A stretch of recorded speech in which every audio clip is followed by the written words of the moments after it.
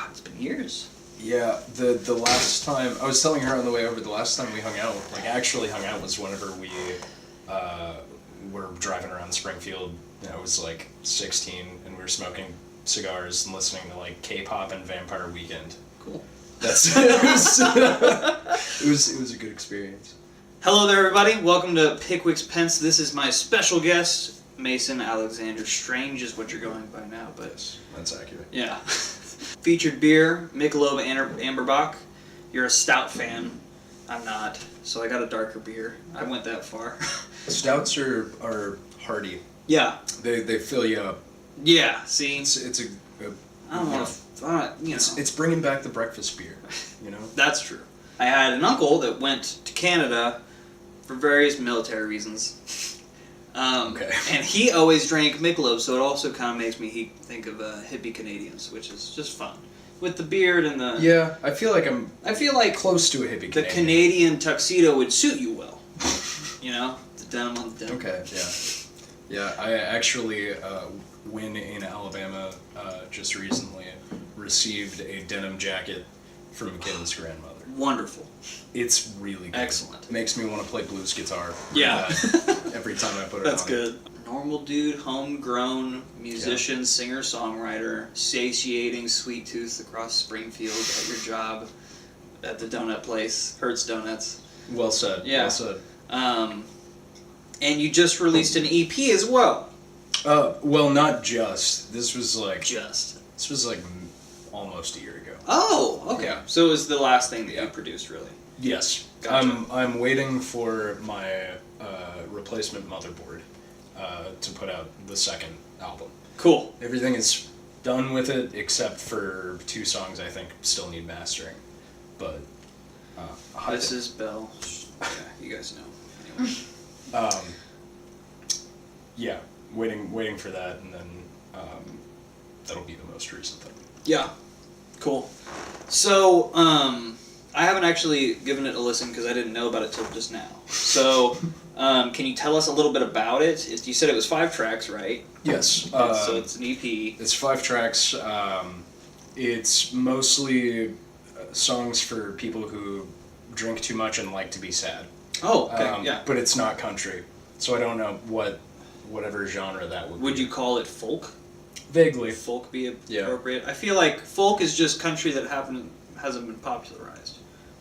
That makes sense. In a non an unnatural way. Yeah. Because there's a lot of folk that became popular, but that's because people actually liked it. Right. And then there's just making music to sound like that. Yeah. That I would call unnatural popularization. That makes perfect sense. We're just making up terms is what we're doing. We've got to describe these things somehow. None of us knows what we're doing. We're just trying to figure it out. So. Which is another thing.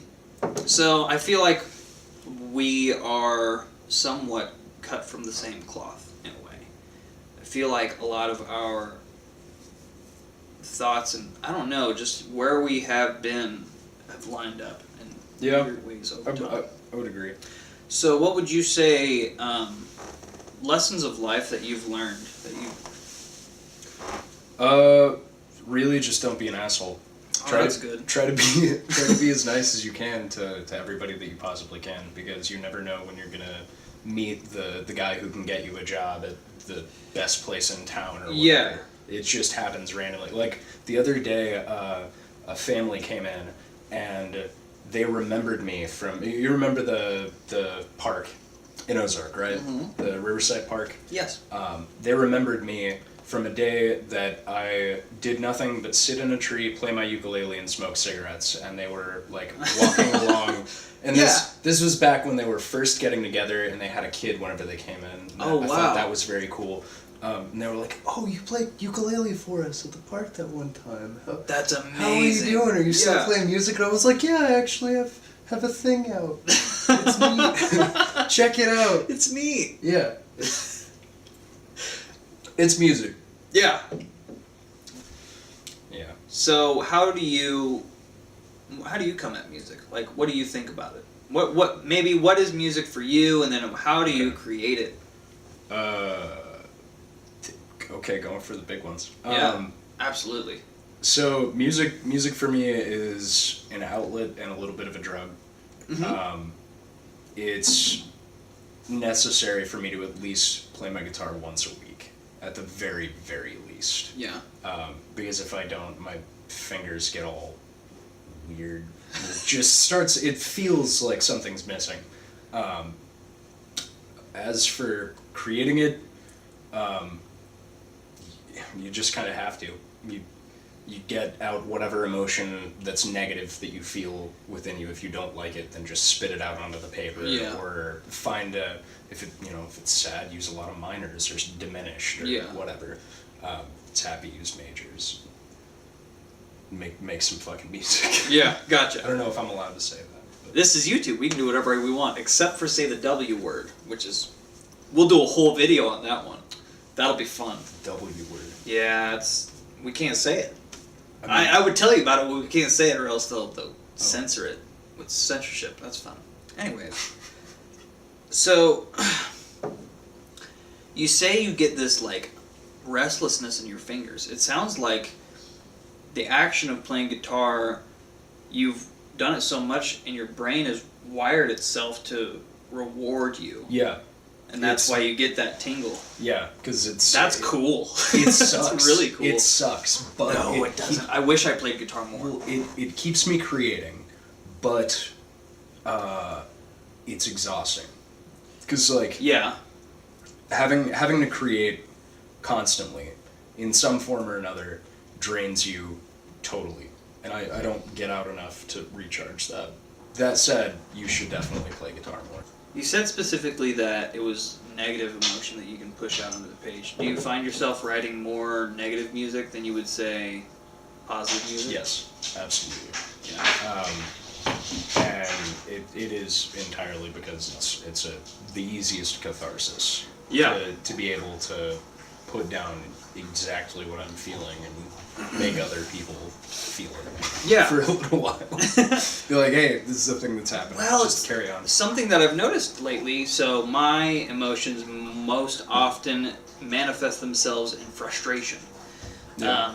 So when I'm getting overly frustrated at things I wouldn't usually be over frustrated about, I try to take the time to recognize that frustration and say, all right, so there's something behind this. This is just a veil over whatever it may be. Mm-hmm. But there's something deeper here. So I've also found that at that point, really to identify the emotion itself and talk it out, to be able to verbalize it and attach it to a word, which is, I feel like, maybe just a concept that we can get our heads around, that helps diminish it a lot. So I think maybe, is it too much of a stretch to say that being able to express your emotions may be the most articulate way that you know how to do so, and you have the opportunity to therefore articulate somebody else's emotions too. Yeah, and that gives you the power over it. I think it's a tiny bit of control thing. Yeah. Just being able to mess with my own or somebody else's emotions through song. Like if I want everybody to go home at my house, I just play something that I wrote because it's sad and depressing and shit. So to be able to provoke certain things. Yeah.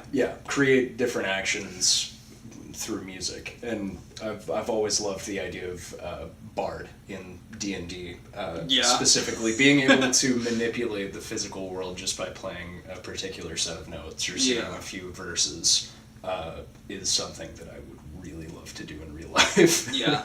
It would be so easy, so much fun. Well, language is a powerful thing. I mean, yes, it's absolutely. Definitely something that you could do that with.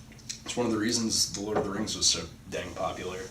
The language added an extra layer that I think most fiction type fantasy stuff misses out on. Yeah.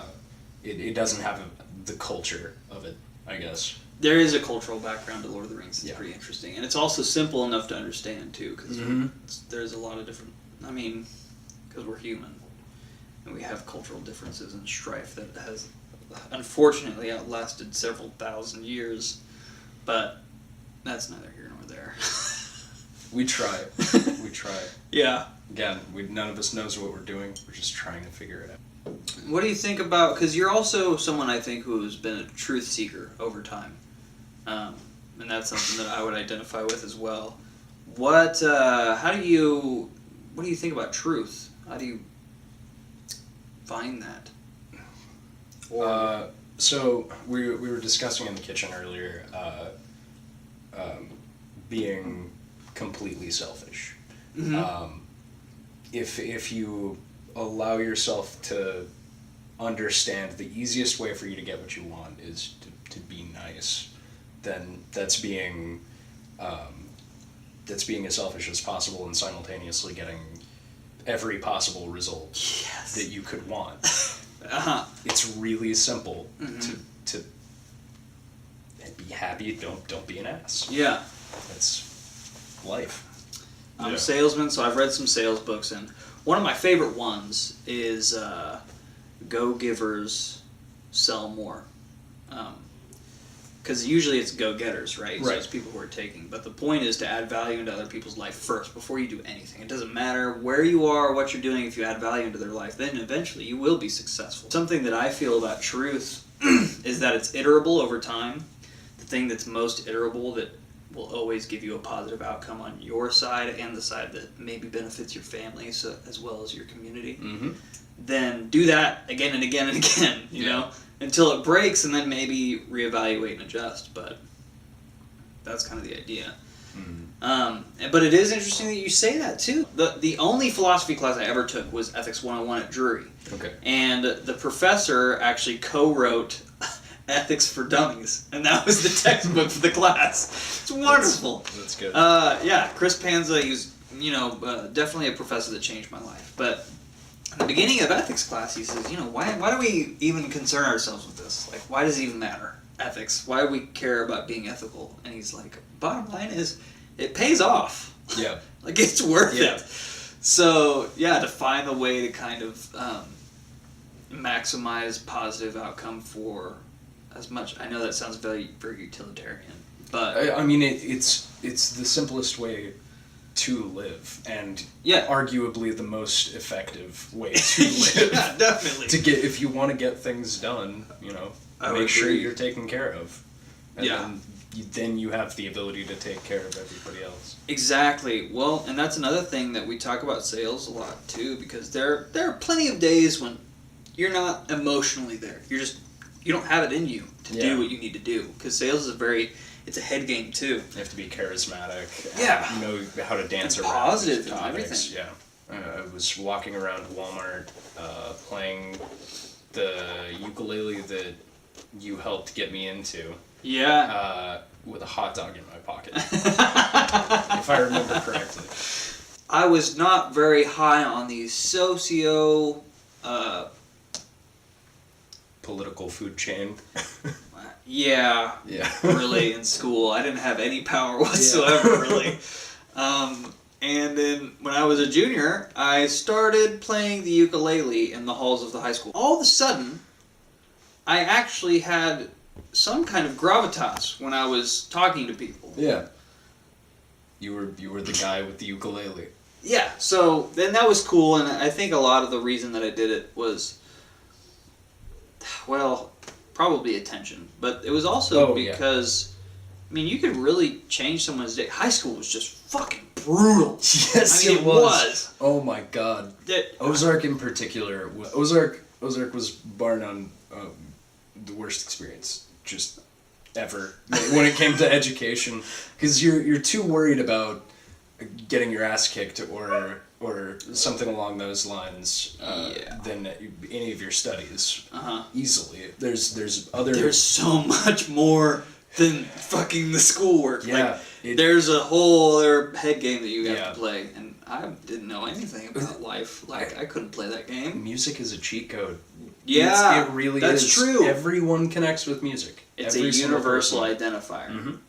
And even if they don't like the genre of the song that you're playing, I've found 9 times out of 10 they will like the song from you, just because it's live. It's special in some way. Being able to watch somebody put on different emotions and try and get that out. Yeah, it's existential because it's fleeting. It's in the moment, and that's it.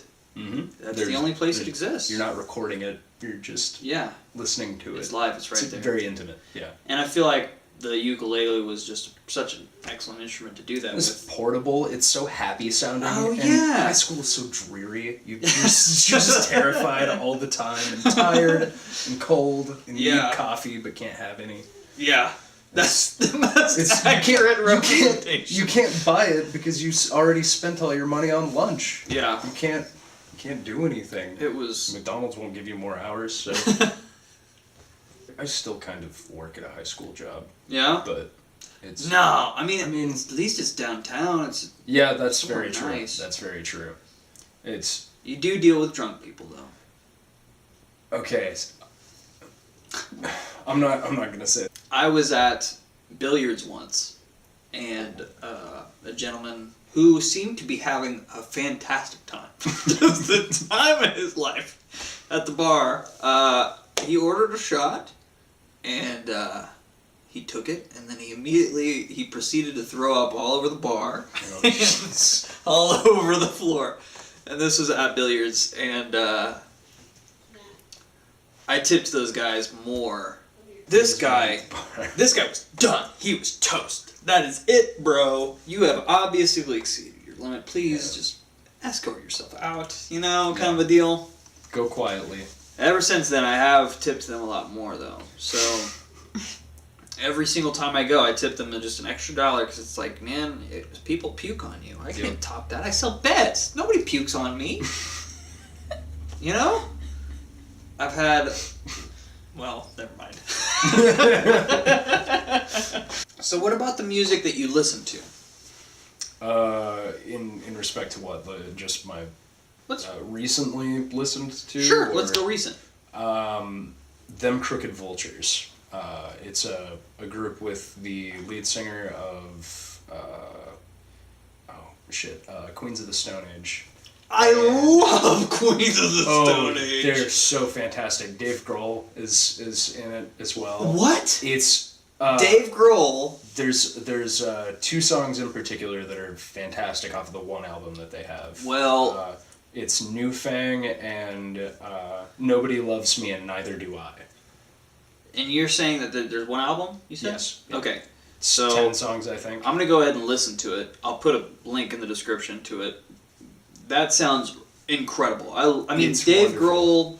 Grohl blows me away in a lot of different ways. I think he does that for everybody. Just his attitude, his talent aside. Yeah. Just as a person, even, he's very, very impressive. So he tends to be more liberal, but honestly, it's just fighting for justice. He wants to see people succeed and be taken care of. He wants people's emotions, honestly, to be taken care of, and that's probably because he fucking played drums for Kurt Cobain. Yeah. Motherfucker killed himself, which still, I don't know. I think Courtney did it, but whatever. It's possible. Yeah. That's all I'll say. Regardless, going through that tragedy, making the Foo Fighters. Yeah. Oh. From a drummer to a guitarist and a lead singer, how many talents does he have? And he's an awesome father. Mm-hmm. The Foo Fighters have made some of the best. I mean, it's American rock and roll. Defines the absolutely. genre. It's the updated 50s rock. Yeah, and then on top of it all, he's super active in his communities and politically, and just trying to benefit the world. That's So him. Right. And then the lead singer of the Queens of the Stone Age, which is the one rock band that I listen to, and I know it's fucking rock, but it sounds like indie. Yeah, it's everything. The rhythmically, it's very processed rock. In a good way. Yeah, there are good and bad ways. Bad processing is trying to cover up mistakes. Shinedown. Right. Good processing is. I don't care. Good processing is being able to fuck with a guitar riff to the point that it sounds mechanical. Yeah. Or you're pushing the limits. You're doing it. Right. Yeah, you're doing it for a reason instead of testing the power of noise. Yeah. Really, that's what it ends up being. It is powerful. The way you used to do. from Queens of the Stone Age. Yeah, I did That's hear very, that. very tight track. Oh, yeah, it is. God, yeah, all their music it's arousing. it's good. My Queens of the Stone Age discovery goes from Needs for Speed Underground 2, which had In My Head on it. And I loved that song, and then I worked at Cantina Laredo, talked to one of the managers there, and he listened to them a lot and recommended Like Clockwise because it has Vampire of Time and Memory. Mm-hmm. And just fell in love with that album. Just fantastic. From start to finish was really, really good. And then there's Rated R, which I've listened to tiddly bits of, Dabbled. Yeah. But love Queens. Man, they're great. Oh, wow. Well... Oh, drinking. We should talk about drinking. Okay, we can do that. So, we did go to high school together, but we never actually hung out until this one fateful day. And I remember drinking Evan Williams.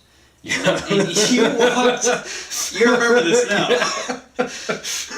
We were walking around the park, and I think we were drinking like Four Locos or something too, and I was drinking Evan Williams. And that's possible. Now, I had drank a lot of Jim Beam, which is still a lot better than Evan Williams. And I just remember getting home from our walk in the park, taking a shot, and then immediately vomiting a lot Oh gosh. in your toilet. But then I just kind of kept going. I vaguely remember. I think that was the summer that I was I remember drunk the entire time. Yeah, your mom came home in the morning. Summer. It was early. Yeah. She was like, "Who's that kid?" That's Josh. That's Josh. He's fine. He's a good guy. Just don't worry about him. And she was like, "Oh, I know. She knows your aunt or something. What? Maybe. I think she's friends with your aunt. Maybe your mom. I don't know. No way. It's one or the other. She's at the very least hung out with them several times. I know that because my mom. Probably my aunt. My aunt's she's a social butterfly. Okay. Maybe. She's so pleasant. I love her to death. She frustrates the hell out of me, but I love her. Yeah? Yeah. She tries so hard to make sure that I know what she thinks is best for me. Yeah. Because they love us. Yeah, because that's what parents do. They're kind of assholes. But they need to be. Because if they aren't, then nobody else is gonna be able to convince us. They have to at least try a little bit. To put their perspective on goodness in our lives. Do you get along with her when you live with her? No. Not even remotely. So my mother is a fantastic woman. Just blows my mind all the time. Yeah. Just tenacious and wonderful and successful. And that one thing, you just can't live with them at all. No. We just don't, and we have a wonderful relationship, but we cannot live with each other. Well, the problem is, my mom thinks it's fun, and so do I, to be completely clear, to get drunk and talk religion. That's what we do. Okay, Every single time we hang out. That's cool. We get drunk and we talk religion, because she is very, very devout Christian, and I'm more agnostic, atheist, just kind of, there is something, but it probably doesn't care. Like, it's kind of nihilistic, but appropriate response. Yeah. It makes the most sense to me. But I don't think that's a bad thing necessarily. I think that means that we can do whatever the hell we want to. Yeah. We can experience every facet of this life if we so desire, without worrying about being sent somewhere to suffer and burn for all of eternity. No poor post-mortem judgment day of sorts. Right. So, how did you arrive at your agnosticism, would you say? I feel like I had a pretty standard agnostic background. Grew up in the church, became frustrated with the church for not providing the answers I wanted, and decided to seek them out separately. Yeah. And if there ever came a time where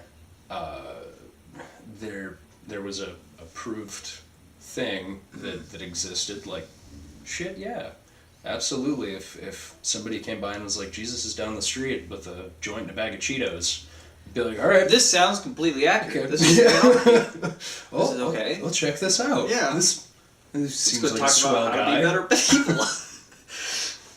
Over some flamin' hots. Yeah. But the fact was that there just wasn't any. There wasn't a lot of substance to it. It seemed very, I don't know. It seemed more like a pin, a pin of honor or whatever than anything they actually believed in. So I just stopped going. I decided I didn't want to become that kind of person. And that is not to say at all that all Christians are like that or anything. Some of my best friends are incredibly, incredibly religious. But that specific church, that was entirely the case. Yeah. Every single one of them is very, very, very not Christian at all. Oh man. And they didn't try. They were inadequate, basically, in what they could give you. Knowledge-wise, yes. So this is a. Answer-wise. I've got some Mormons. Okay. All right. They come around the house. They hang out sometimes. We talk about these things. Right. It's fun. I mean, I'm never gonna convert to Mormonism. Right. Right. And I think I gotta start getting that through to them. But they, I like to talk in religion and theology and all these different things. So they were over the other night, and I asked them how they justify suffering. So would you say that the church, for those more, we could call them inauthentic Christians, was more of a pin to say that, like, one, it eases my mind that when I die, even if there Just is in something, case. just in case, I'm good. Yeah. But also, like, there's a reason why bad things happen. Right. Being able to say, I know things. God, I know isn't it- things. I'm not afraid. Yeah. Now that's the thing that to me now is becoming the most frustrating, Yes. because there is a much deeper meaning to suffering. Yeah. And Absolutely. like if the game wasn't hard or challenging or engaging in any way, you wouldn't be playing. Right. There's no reason fact to is- assume that things are just going to be handed to us. Yeah. And the fact is that whether you like it or not, you're all in. No. You're here. Yep. You're playing the game, man. Congratulations, you were born. Yeah. Now go suffer for a while. Exactly. Learn some shit. Get Exactly. some experience. That's what it's about. Mm-hmm. The egg theory. We are all essentially the same being, constantly being recycled. Every time one of our lives dies, we're reincarnated into Yes. another being to experience its perspective and learn everything that can possibly be learned across every part of time. So you've like met yourself, and you've had sex with yourself, like. And you've probably done terrible things to yourself. You've Yeah, betrayed exactly. yourself. Do unto others as you would have done to you. But you've also given just unsurpassingly to yourself and selflessly to yourself. Mm-hmm. And you probably have also watched over yourself as you died from cancer. Yeah. It's a little bit of everything. I will link this in the description as well. It's really good. That's a fun read. Yeah. It's a very smart short story. Yeah, it's like reading The Cave, but it's a different theory altogether, and it's in a more modern language phraseology. Would you be comfortable talking about women? I mean, can I grab No. another beer? Yes. She does Lydia, nothing move. right. Move! I'm trying to get through and plunder this dungeon, and she is just standing, just like this. She's in the crouched and doorway. stuff. Yeah. She's ready. She's not It's moving. because Lydia, she it's wants fine. you to plunder her dungeon instead. Yeah, That's why she's in the pretty way. much. She's like, hey, check out how good my ass looks in these greaves. What was I gonna say? Jeans. Jeans. I got some on. Me too. Okay, so Yeah. I am not so confident about my jeans. And the older I grow, the more confident I become. But like my father's side, there's alcoholism in the family, as well as yeah. heart disease, high blood pressure, high cholesterol, Mm-hmm. and suicidality, depression. All the fun stuff. Yeah. And then on my mom's side, there's a lot of diabetes and addiction issues as well. Mm-hmm. And then on top of the glasses, the allergies, the general upset stomach. There's just I mean, honestly, there's an intellect at least. That's Yeah. the thing I'm most Well, proud that's- of. That I that's- think maybe I could create an environment that encourages learning enough that this person would develop farther than I. yeah, exactly. And that's really what I would hope to do. The Because most important every thing is father that- wants their son or daughter to be better than them. Yeah. That's the point. It's why usurping happens. Yeah. We secretly want them to take over the kingdom, Yeah. like by force, to The show that they can. Yeah, it's the whole point. Yeah.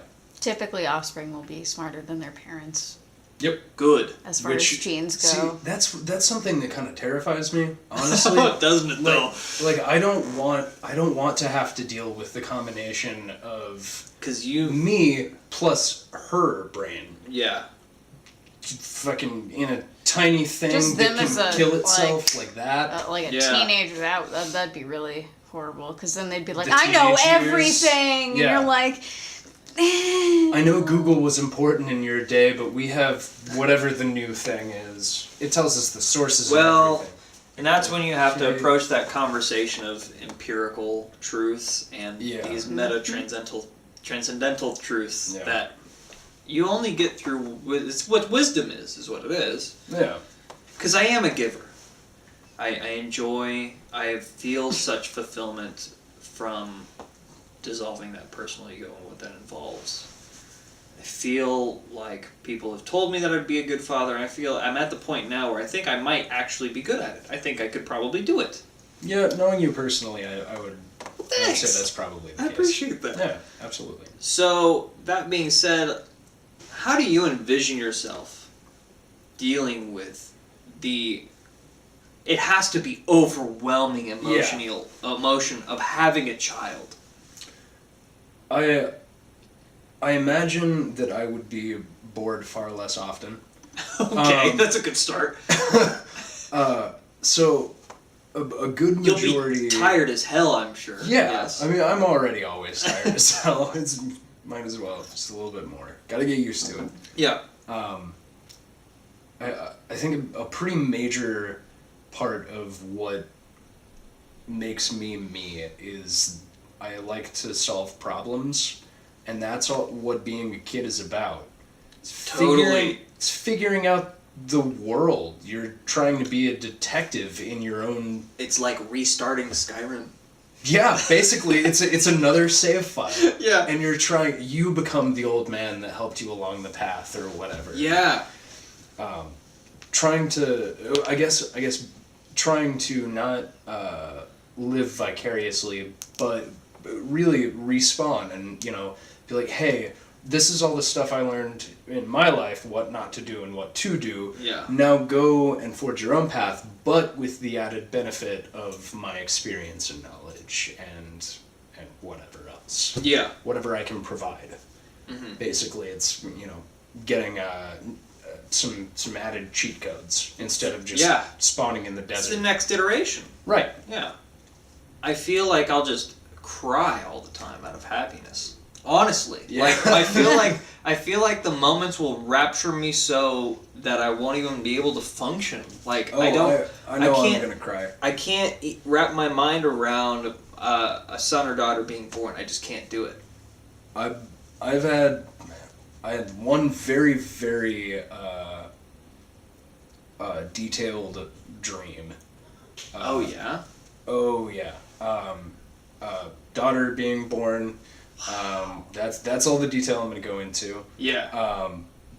But I woke up crying violently, like Yeah. happy tears, but snot showing my chin who's boss the entire time. The entire time. Yeah.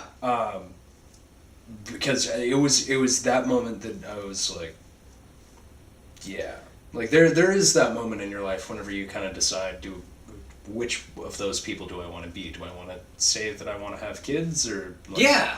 do I actually want kids or what? And, Like, and at the same time, you kind of feel guilty because you're like, I mean, they said they wanted to have kids. Right. Right. They did it. And I mean, Wouldn't it be selfish of me to not? Yeah. I think quite the opposite is true. I think it's a little bit selfish to want to have kids because the world is already so densely populated. Yeah. Like, there is a video by Jordan Peterson that I will link in the description talking about the sacrifice of the mother that relates to this topic. It is very good. okay. But it's you're presenting, you're creating, you're spawning a new existence into this terrible suffering that is. Yeah, and also assuming that what you guys push out of your privates is going to be better than everyone else who already exists, and saying they have the potential to be better because, well, whatever. Yeah. You know, was something innate within me. Is because, and that's because they have infinite potential. Right. They could very well be the savior of the world. Yeah. And you're also creating a legacy, which some people find important. Yeah. Mm-hmm. There's a book I read. What was it called? The Sense of an Ending. And it was about legacy, and that kind of made me think about it a lot too. Yeah.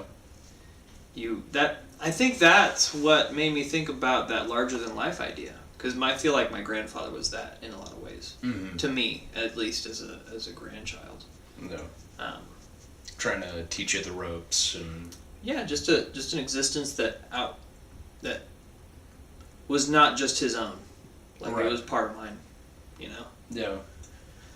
He could continue to live on through your actions, knowing that he helped guide you and influence you. Yeah, they influenced. Exactly. Yeah, that's right. Yeah.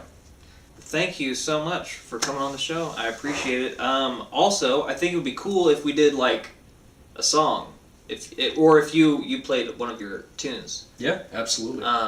So we'll let that be the outro. Thanks for watching. Like it if you liked it. I don't care if you don't like it. Because fuck you, we're trying to figure it out. If you dig it, share it. If you got something to say, comment below, please, and subscribe. But yeah, so we'll just hand it off from there. I'm sorry.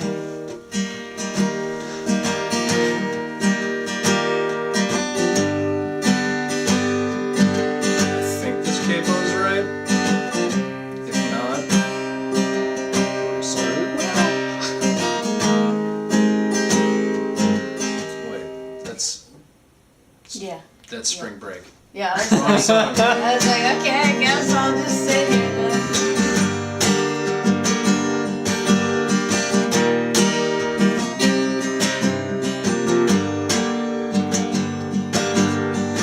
She walked with fire at her heels,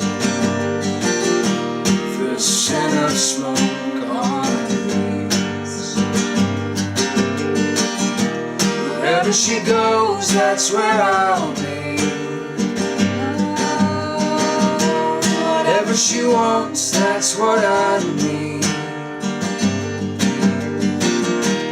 Baby, it's been so long that even the roses' hips are turning me on. Baby, it's been so long.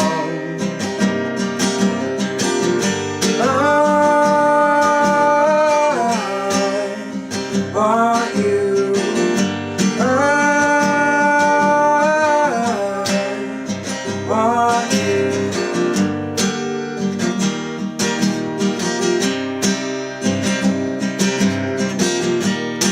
Baby floats on top of our skin, like an ice cube in a glass of gin. I can't even hear the words you say. I need to leave, but I want to stay.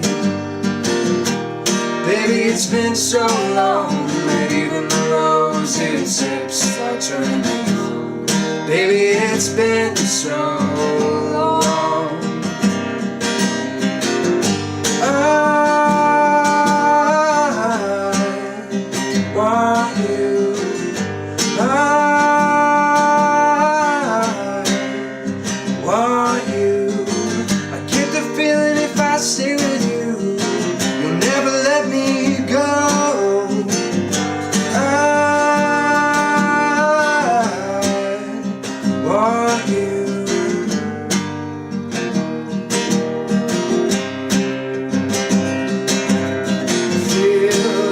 a ship on dry land, on an island of the sand. Your kiss is cool despite the heat. You've got my senses beat. If I stay, I won't last long. You've got a hold on me so strong. I hear your song, all I hear is your song. So the bones show through our skin. So let the bones show through her skin.